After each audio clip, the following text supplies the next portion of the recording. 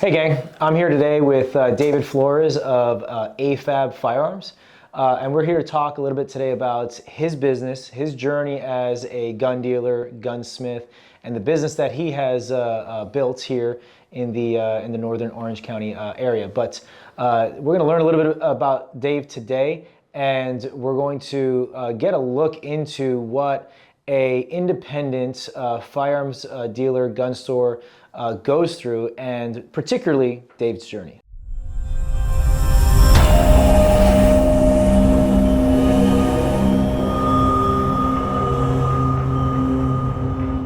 Dave, thank you for being on with me today and entertaining my silly questions. No, thanks for having me. But I appreciate you coming on and talking about your store and your business and how it has grown, developed in the last, I want to say 5-6 years, if I'm not mistaken, and some of the stuff from your perspective. But how about we start with sharing with us when you started. If I'm not mistaken, you started at the height or somewhere around the height of COVID. So let's go there. Yeah, just a little bit before COVID. Probably a little bit before, okay. About a half a year before COVID. Okay, so we're looking at September of 19. Yeah. Okay. Yeah, so we're looking, not knowing what was coming at us, but we had another business going. So it was like, well, let's see if we can get the license. If we can get the license, then we'll kind of see what we're going to do from there. Finally get the license, and we decide, we're not going to be a full-on retail store. Let's make ammo. Okay. We'll start off with ammo. We'll do some online sales, and then see what will happen from there. Everything was going great until they shut the country down. So that was about March of 2020? Yeah. Yep. Walked in one morning, and that day that they shut everything down, it was no joke. There were lines out the door. I came in and looked out and asked, what's going on? How come all these people are out here? Did anybody see that? Nobody had saw it, so I walked out and asked, what they were here for, and they asked if we had firearms. At that point, we weren't necessarily ready. We had all the stuff that we needed, our 4473s and stuff like that. So I invited them in and said, sure, yeah, let's do this. What are you guys looking for? We had a very, very tiny spot at that point. In this building? In this building. So I could probably fit 2 people in the lobby at that point. Because we weren't ready for it. So this room that we're in right now wasn't usable or whatever? No, this was just that outer area over there, which was even smaller than that. Even smaller than that. There was an office and just our lobby. Sure. This room was essentially tools and machinery for milling and stuff like that. Okay. As we noticed, it didn't stop. It kept on going. I guess it was that Thanksgiving, right? Of 2020. Of 2020, yes. I decided, I better expand the lobby. So I expanded the lobby, made it a little more comfortable, and it still continued to. Oh, yeah. It just never stopped. So we were like, okay, well, I guess we're becoming a retail store. I mean, that wasn't the plan. Yeah, it wasn't. Because I was looking at going, oh my God, we're going to be running 2 businesses. How do we maintain, the volume of both businesses? And when I said, well, I guess we'll just work it out. Let it do what it does on its own. And it, like I said, it just never stopped. Oh yeah. No. And what's been nice is that we're in a location that isn't on a street front. No, we're in an industrial area. Yeah. In Fullerton, so it's not this main road is really just a throughway past industrial spaces. There's not much going on in the way of foot traffic and like that. This is just a thoroughfare. Yeah, which the city didn't like that at first. Police department loved it because of the fact that we were in an inconspicuous spot. They knew where we were at. We weren't causing any problems, so they talked the city into it and they let it go. And we've been here ever since, and just expanding as we go along the way. Yes.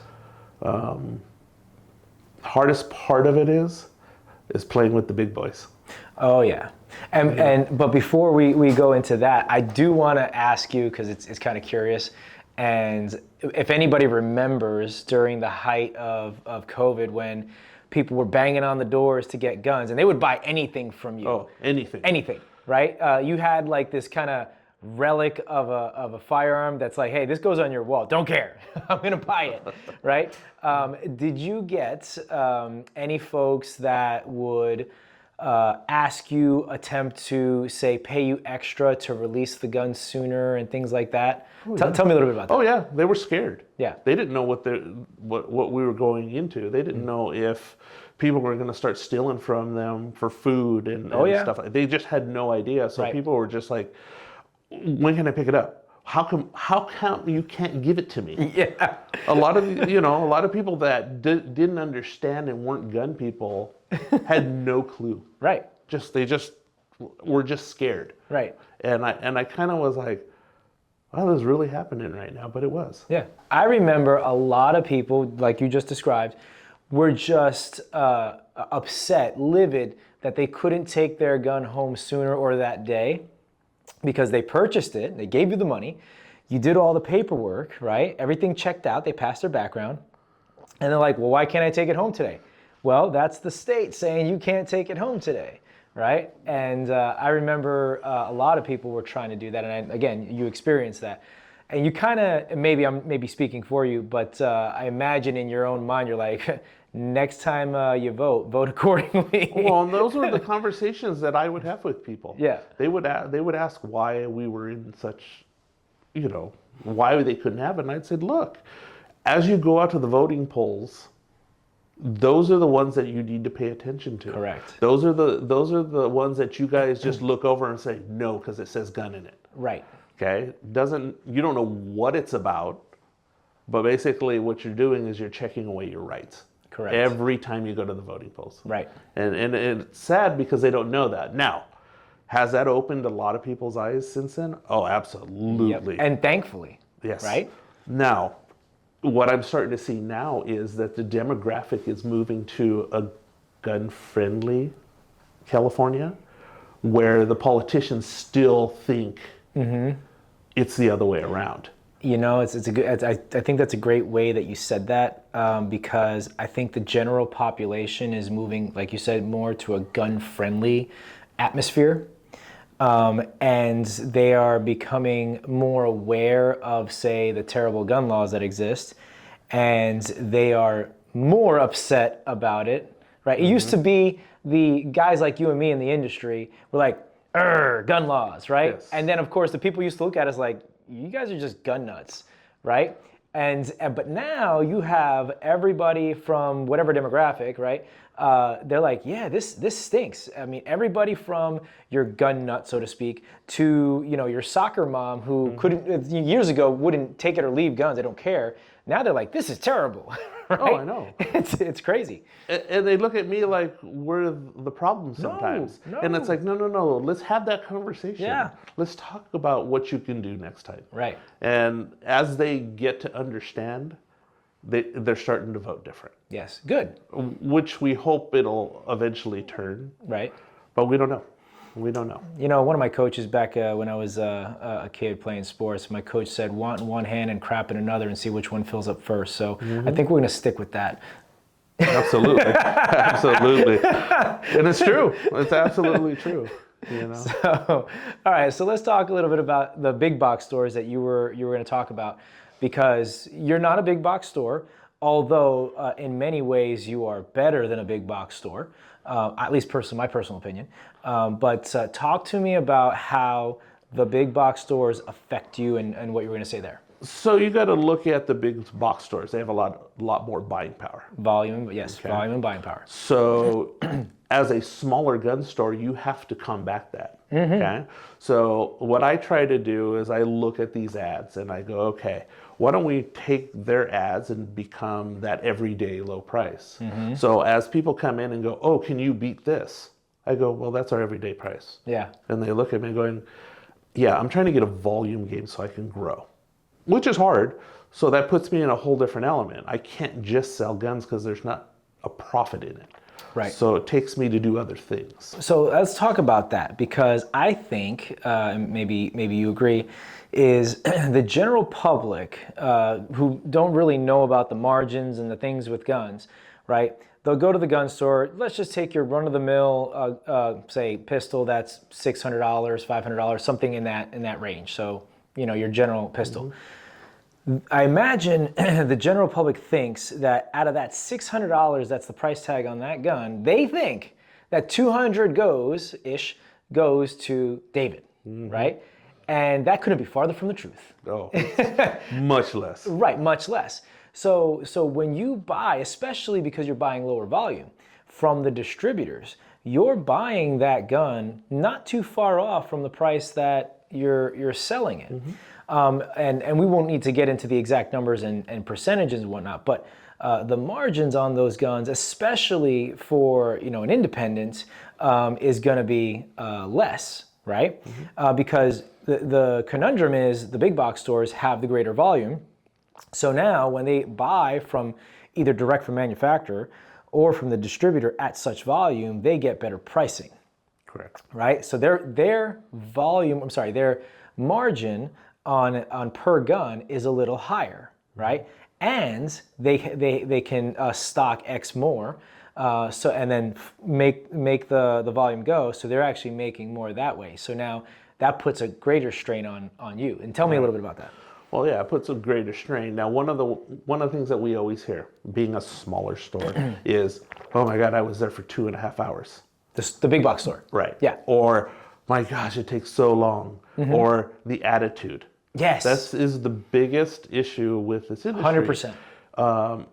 They're not friendly. They're not kind. It's tell me what you want and I'll give it to you and let's move on. Right. A lot of these new gun owners, they have no clue. Right. So we've kind of had to change the demographic on the store. Come on in. We'll teach you what you need to know and we'll be here for you. We'll answer your questions.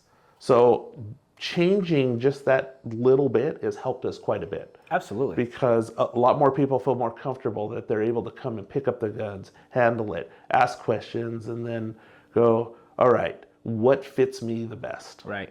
Where a lot of these big box stores just want to hand you something and move you on. That's the thing. And about the big box stores too, is that most of the folks behind the gun counter are typically younger guys, right?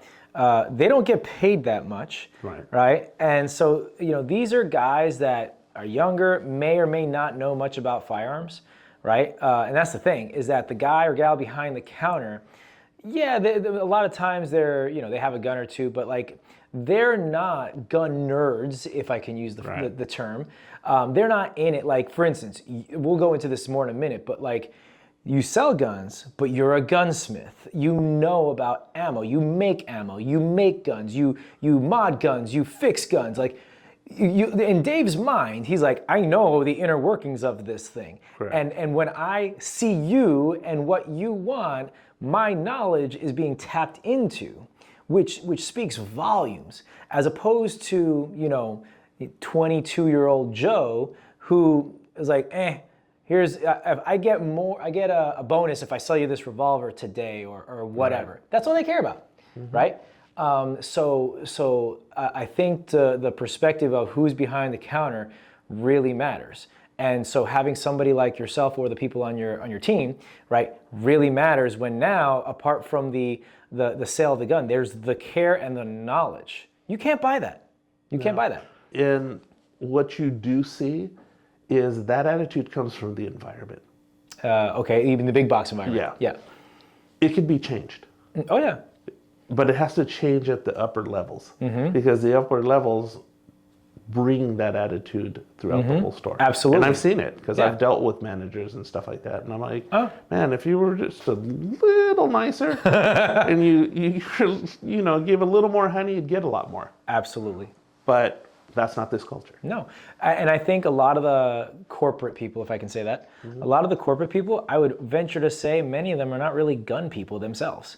No. It's all about the dollar.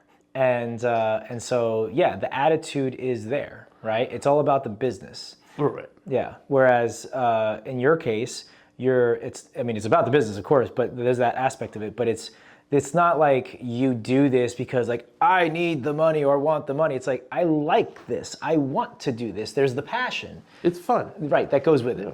One of the things is like I have a couple of employees, and I always tell them, I don't care how many times they ask you the same question that the other customers that ask you, just answer it. Yeah. That's all they're looking for. Right.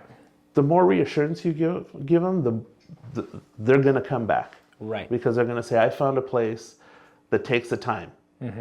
As we grow, I don't want to change that policy. Absolutely not. You know? Don't. So I figure, you know, the employee is where it's going to start. So you have to get them and incentivize them to stay the way they're going to stay. Right. And help the customer. Right. It's another thing. It's like the big box stores, it's you know, take a number, literally take a number. Now serving 94, right? Like that's absolutely. that. And so some people, if you know what you want and the price is right, get in, get out, you don't care. That's, I guess, one thing. But a lot of times when people go to the store, more often than not, they need guidance in some way, shape, or form. Right? Even if they are a little bit more experienced or absolutely new, they might need some guidance, have some questions, whatever. The people that are well versed around guns and like, I know exactly what I want, I know what I'm going to do with this, like it's easy. It's easy, but those guys aren't the majority of your customer base. Right.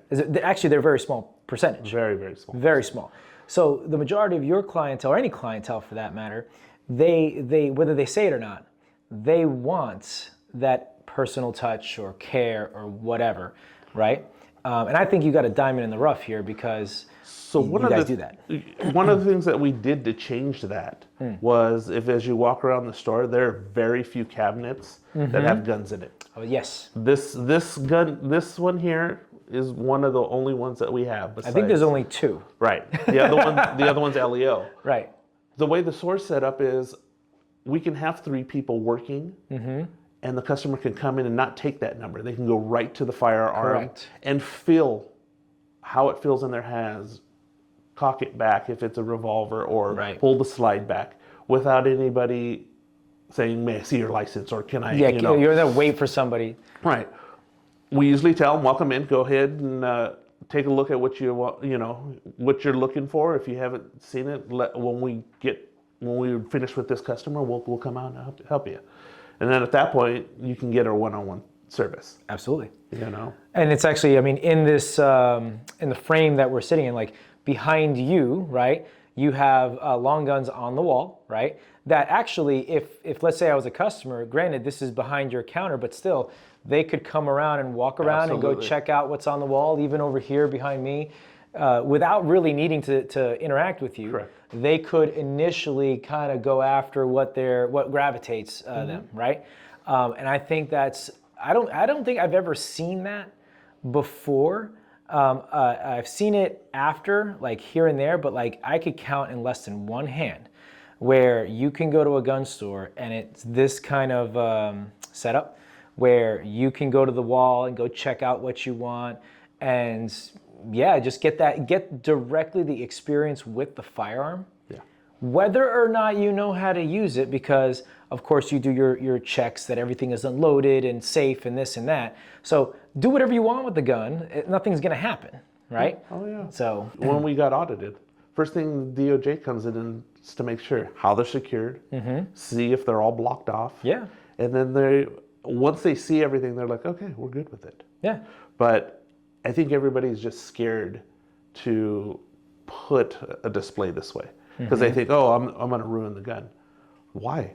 Every time they pick it up and rack it and pull the trigger, you're breaking it in. Yes. So I've taken guns off the wall and taken a new one and given them both to the customer, and they say, well, oh, I like this one. It feels a lot softer. Yeah. Well, yeah, it's been pulled 100 times, opposed to the brand new one where all the springs are new and hard. And, well, actually, it's kind of funny. I'm the guy who's like, give me the new one. I want to break it in myself.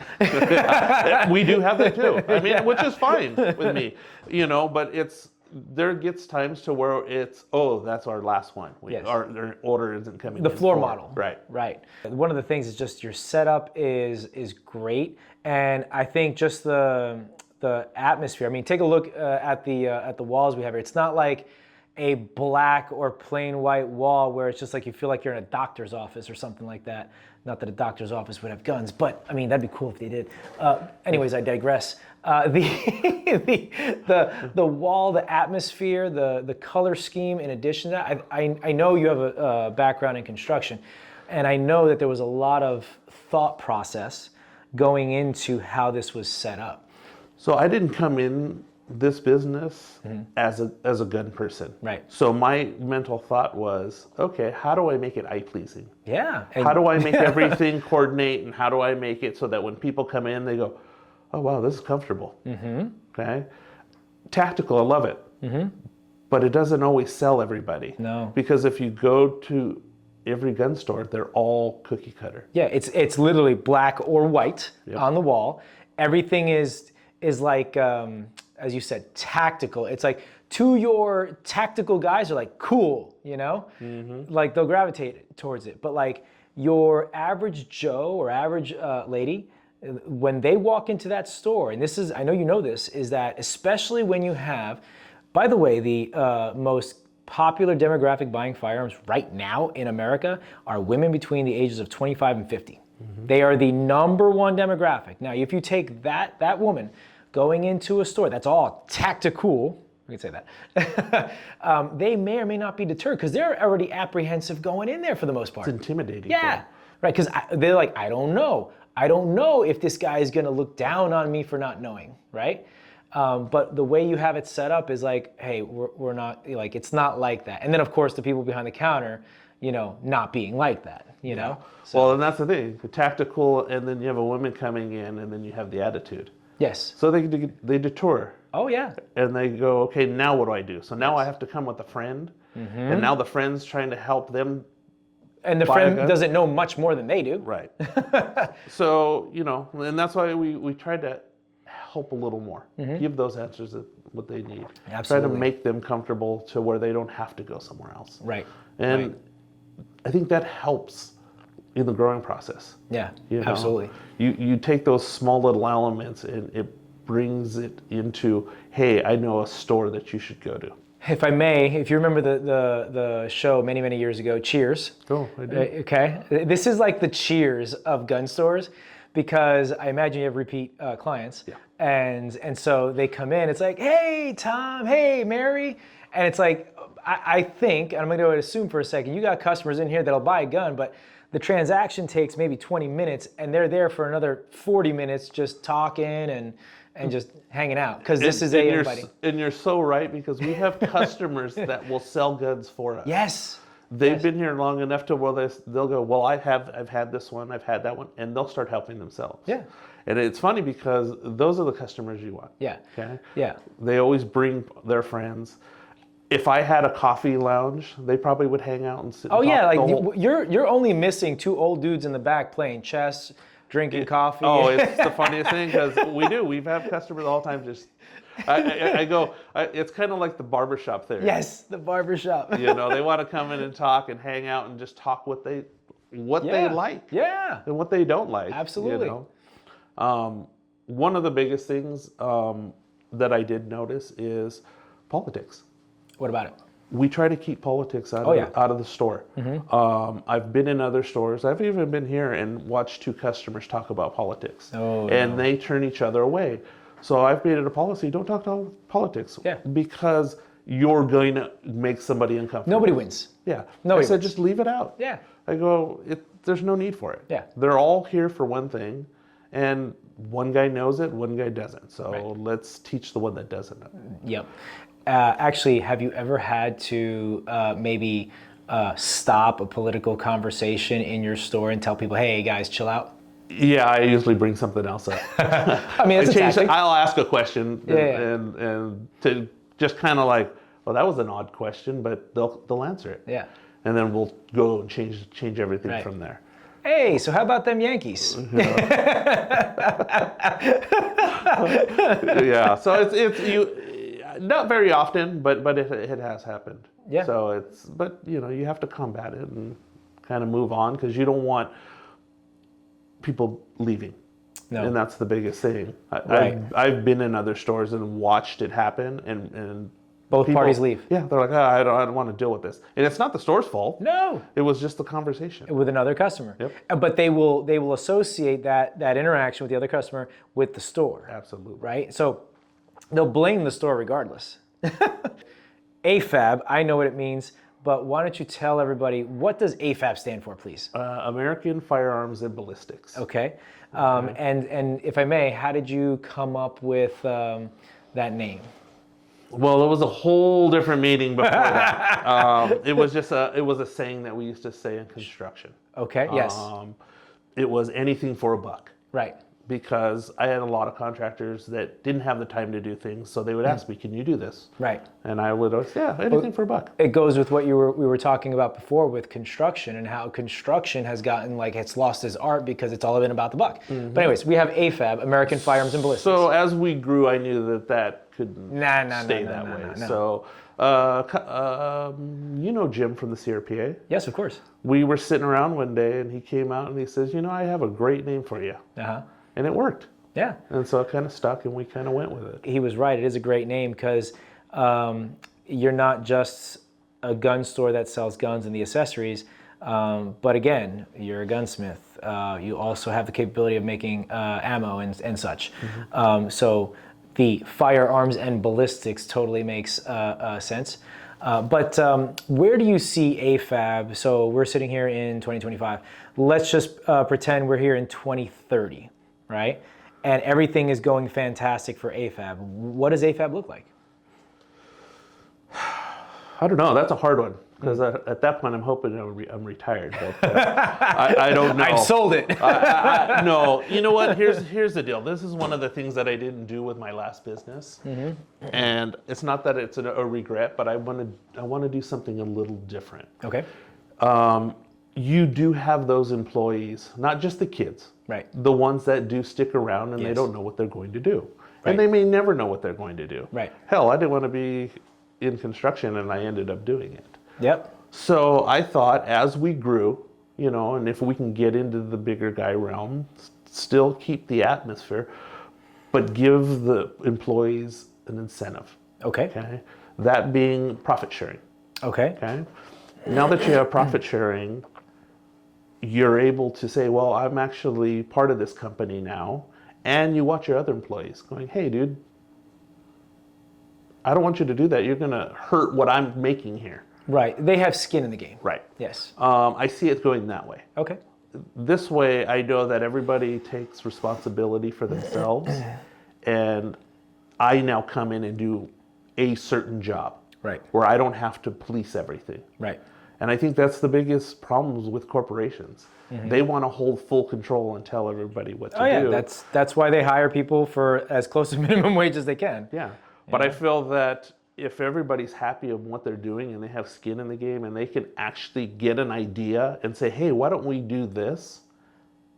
Instead of going, no, that's not what I want. You never know. Those ideas turn stores into what they are and what they're not. Yes. Yes. So those guys tend to go, well, if I'm not going to get what I want here, I'm going to go open up my own stuff. Right. Well, I don't want that. If you're a great employee, you want them to stay. Why not stay? And now I'm giving you skin in the game. Right. So now you're going to help us all grow, not just me. Right. So hopefully we grow. I mean, that's the biggest thing. And there's a motto out there, welcome to the family. Yes. And I've seen it out there, and is it truly that? I don't know. You know what I mean? It's like, you won't know until you build it. Sure. Do you see staying just at this location and making it bigger, or do you see maybe opening up a different location or an addition?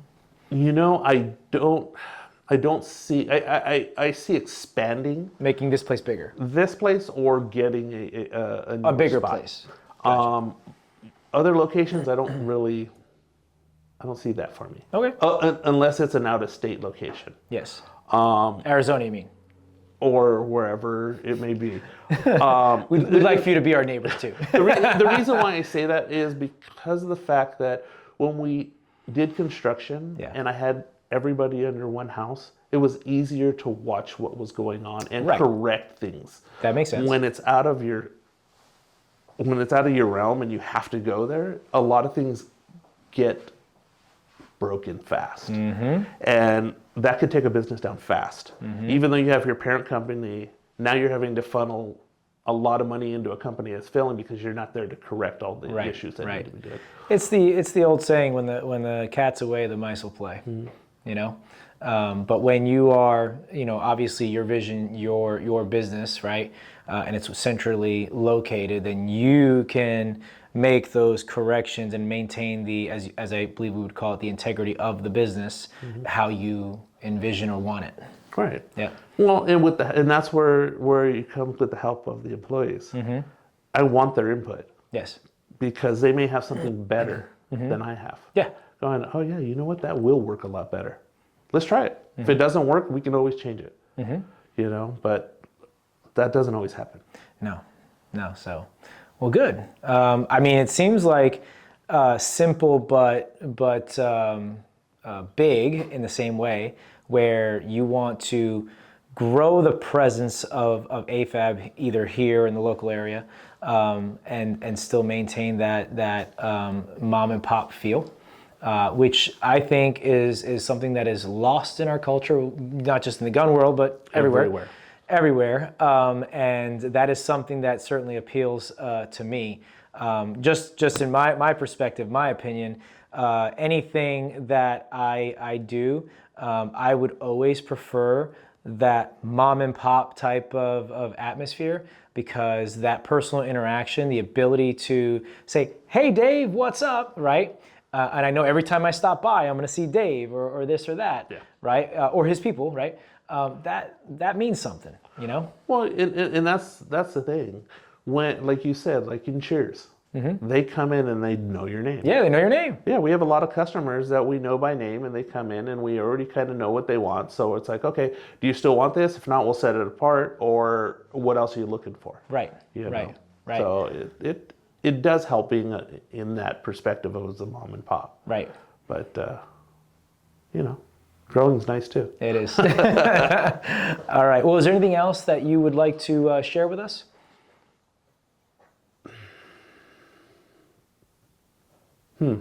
Now, let's talk about training. What about training? Okay. One of the things I know nothing about it. Yes, I know. Well, we got to look at it this way. Well, we get a lot of those first-time owners. And I delved into the training aspect at one point. It is the hardest part to get them to buy a gun and go get training. You don't say. Oh my God, it's like pulling teeth. Don't know nothing about it. And that's the scariest point, because you look at all the guns that were bought through COVID and now, and how many people still do not know how to use them. Oh, I'm aware. It scares me. Yeah. And it's like, nothing I can do about it. You can always push and push and push, but they're always going to take that class or they're not. Right. Well, this is the. I mean, it all depends on the people. Has the training space during and since COVID, has it improved or increased? It went gangbusters during COVID with the CCW training, and not because people wanted training as much, but because people wanted the CCW. And in California, that CCW, the barrier to entry part of it, is the training. So the training side obviously did all right. But since that, it has essentially normalized. And based on what I saw, the numbers of guns that flew off the shelves versus the number of people that are banging on the door for training, not just with us, but in the marketplace, those are some really different numbers. Oh yeah. And so training is hard. You can only lead a horse to water. Well, yeah, because usually when they're here, we usually tell them, it's like driving a car. Yeah. You got your license for the first time. It was scary. But as you drove more, you got better. Of course. It's the same thing as a firearm. The more you use it, the better you get. So you got to think about it. So you're going to use this once and then put it away. And then next time you have to get it out and you're under fear, are you really going to know what to do with it? You don't rise to the occasion. You're going to hurt yourself. Yeah. or somebody else. Yeah, and this is, I mean, you know, I think you've heard it too plenty of times, but one of the dangerous phrases that I hear in our industry is, "I grew up around guns." Yes. Oh my. That is one of the worst sayings in the world. Like, yeah, that's great. And then you go to start teaching them things. Yeah. And it's wrong. Exactly. Of what they've been doing that whole Right. time. But I grew up around guns. Yeah. Well, Dad taught you, Grandpa taught you. Well, yeah, they did. They Yeah. taught you some stuff, but it wasn't right. Or probably it wasn't right, or it was right back in 1965. Yep. Right? Absolutely. But since then, not only has technology changed, but techniques have advanced, improved, and things like that. And you're looking at old training, right? I mean, take for example today's military. Today's military doesn't train, not to say the weaponry, but the training is not the same as it was 75, 80 years ago. It's not. No way. They've evolved over and over. Well, they had to. They've had to. Of course. But it seems like the gun industry hasn't at one point. And I think, and maybe we're going down a rabbit hole here, but I think that in the gun industry, we are terrible to each other. Because there's a handful of different styles in the gun industry. You have your hunters, right? Those are the hunting style folks. You have your recreational shooters where, it's like, hey, I got a gun, I go to the range, indoor range, and I just, plink and whatever, right? You have your competitive shooters where it's all about the competition and the sport aspect of it. Absolutely. Okay? And then you have your defensive tactical guys, right? And everything is about tactical and defense and this and that, right? And I'm sure there's another category in there, but those are the 4 categories that really stand out to me. And you know what it is that the tactical guys will go ahead and put down the hunter guys or the recreational guys. And the recreational guys will put down the sport guys. Or the sport guys and the tactical guys are fighting. Oh, yeah. And the thing is, it's like, guys, gals, we're all on the same team. Yep. Right? There's validity and things to be said positively about competitive, defensive, recreational, hunting, right? All this stuff. Even comes to teaching style. Yes. I've seen people, one instructor not agreeing with the other instructor. Yeah. And they're going at it. And They're saying the same thing. Yes, and it's like, are you guys listening to each other? Yeah. It may be being said this way, but it's also said. You're also saying it in a different way. It's just that the delivery of the message is different. Absolutely. The message itself is the same. Absolutely. But yet, in the gun industry, people are just at each other's throat, and we are doing the bidding of the other side. Yep. So, yes. Yeah, that's why we try to stay neutral. It just okay. Yeah, absolutely. Well, cool. Anything else that you'd like to? Right now, no. I mean, it's, I'm sure there's much more, but. I mean, we could be here all day talking about a myriad of things. Yeah. But no, I really appreciate you taking the time today to share with us your experience, the particulars of your business and where it has been and where it's going, and all the cool things. I personally like what you guys have here. I think you have a great setup, a great business model. I love the mom and pop kind of Cheers feel of everything. And I think you guys have done a fantastic job of what you've done here with this business, setting yourselves apart from other businesses in the area and so on and so forth. Yeah. But thank you for jumping on with us today. Thank you for having me. Awesome. Well, that's our time with David over here at AFAB here in Fullerton.